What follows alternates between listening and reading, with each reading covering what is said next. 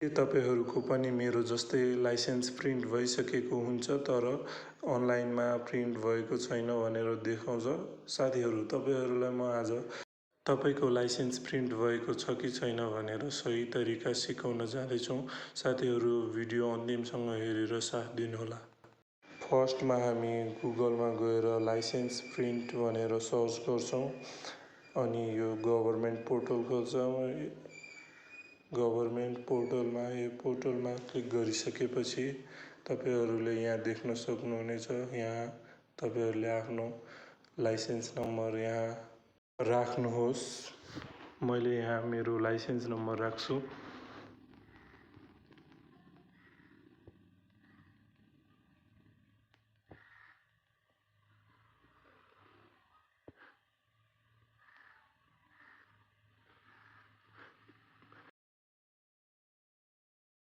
मेरो यो licence number यहाँ राखिसकेपछि मैले सर्चमा क्लिक गर्छु।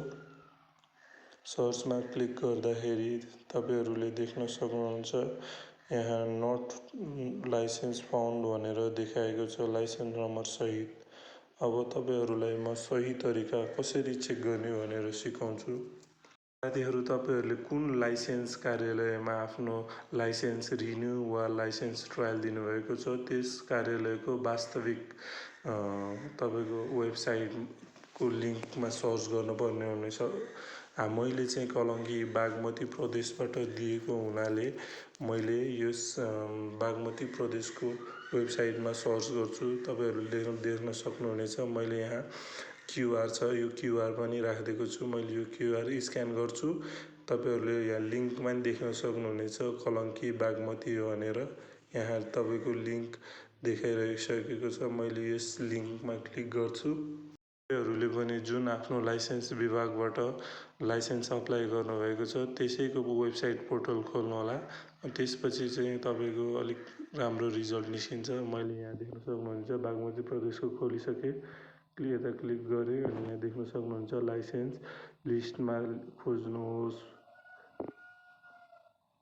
अनि यहाँ मैले आफ्नो लाइसेन्स नम्बर राख्छु। हेर्नुहोस्,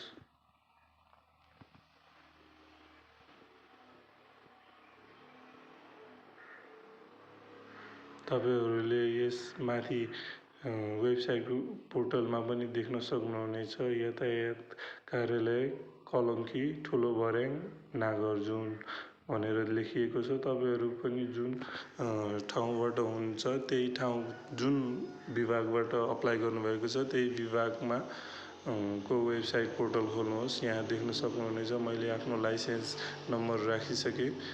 आफ्नो लाइसेन्स नम्बर राखिसकेपछि तपाईँहरूले देख्न सक्नुहुनेछ